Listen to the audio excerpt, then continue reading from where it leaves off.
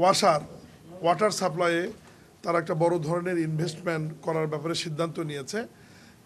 আপনারা জানেন যে ঢাকা শহরে প্রত্যেক দিন পানির চাহিদা হচ্ছে 3,25,00,000 লিটার। এর মধ্যে ওয়াসা আপনার ভূগর্ভস্থ থেকে এবং সারফেস ওয়াটার উপরিভাগ থেকে আমরা পানি সরবরাহ করে থাকি 2,95,00,000 থেকে 3,05,00,000 পর্যন্ত। আমাদের কিছু শর্টেজ থেকে যায় আর কি প্রত্যেক দিন। তো এই শর্টেজকে মাথায় রেখে এবং আগামী দিনগুলোতে ঢাকার জনসংখ্যা বৃদ্ধির প্রবণতা যেহেতু বাড়ছে, সব মিলিয়ে ইতিমধ্যে আমাদের একটি প্রকল্প গন্ধবপুর প্রকল্প যেটি মেঘনা থেকে আসছে, সেটি অচিরেই চালু হবে। সেটি থেকে আমরা 50 কোটি লিটার পানি পার ডে ঢাকা শহরে সেটা যাবে। আর আজকে যে প্রজেক্টটি নিয়ে ডেনমার্কের রাষ্ট্রদূত আমাদেরকে সহযোগিতা করবেন সরকার, সেটি হচ্ছে টোটাল 16,000 কোটি টাকার একটা প্রজেক্ট, সাইদাবাদ প্রজেক্ট। এটা মেঘনা থেকে আমরা পানি ট্রিটমেন্ট প্ল্যান্ট করে সরাসরি ঢাকা ওয়াসার মাধ্যমে ঢাকা শহরে নিয়ে আসব। 95 কোটি লিটার পানি আসবে এটাতে। এই 16,000 কোটি টাকার মধ্যে ইতিমধ্যেই আমাদের প্রায় 11-12,000 কোটি টাকার কাজ শেষ হয়েছে। এই প্রকল্পটি ছিল 2015 থেকে 2030-এ শেষ হবে, কিন্তু আমরা টার্গেট করেছি আমরা 2029-এর মধ্যে এটা শেষ করব। এখন ডেনমার্কের সরকার আমাদেরকে সহায়তা করবে এই যে লাস্ট ফেজের যে কাজটি এটা সম্পন্ন করবার জন্য। টোটাল ওনারা সহযোগিতা করবে আমাদের প্রায় 4,500 কোটি টাকা।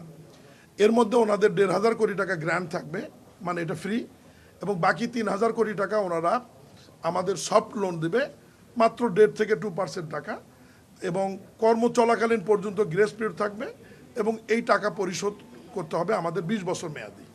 ফলে সরকারের উপর খুব একটা চাপ হবে না। আমরা এটা গ্রহণ করেছি এবং আমরা ওনাদেরকে সরকারের পক্ষ থেকে কৃতজ্ঞতা এবং ধন্যবাদ জানিয়েছি যে আমাদের এই প্রকল্পটি শেষ করবার জন্য শেষ পর্যায়ে তারা যে এত বড় একটি গ্র্যান্ট এবং সরাসরি ঋণ আমাদেরকে দিচ্ছে, এটাই মূলত ছিল আলোচনা। এর বাইরেও রোহিঙ্গা ক্যাম্পে তারা প্রায় 100 কোটি টাকার মতো আপনার সাহায্য করছে, ওখানে ওয়াটার ট্রিটমেন্ট, ওয়াটার সাপ্লাই এবং বিভিন্ন বিষয় নিয়ে। এর বাইরেও আমাদের রিনিউয়েবল এনার্জি নিয়ে ওনাদের সাথে কথা হয়েছে। ওনারা বাংলাদেশে আপনার সৌর বিদ্যুৎ নিয়ে কাজ করতে আগ্রহী, এবং আমরা স্পেশালি গতকালের মতো আজকে ওনাকে অনুরোধ করেছি যে ওয়েস্ট ম্যানেজমেন্টে ওনারা যাতে একটু ইনভেস্ট করে, এবং বিশেষ করে ওয়েস্ট টু এনার্জিতে যদি ওনারা সরাসরি ইনভেস্ট করে। এই ব্যাপারে ওনারা বলছে যে ঠিক আছে, বিষয়টা আমরা ফিজিবিলিটি স্টাডি বা পরীক্ষা নিরীক্ষা করে দেখব যে ওয়েস্ট টু এনার্জিতে বা ওয়েস্ট ম্যানেজমেন্টে তারা কি ধরনের সহযোগিতা করতে পারে। এর বাইরেও আমাদের পরিকল্পনা রয়েছে। এখন তো ধরেন বুড়িগঙ্গা নদীর অবস্থা খারাপ, আমরা তো বুড়িগঙ্গা নদী থেকে কোনো পানি নেই না, আমরা চলে গেছি সেই মেঘনাতে। আমাদের গন্ধবপুরের প্রজেক্ট এবং এই সায়দাবাদের প্রজেক্ট দুটির পানি কিন্তু আমাদের মেঘনা থেকে আসবে।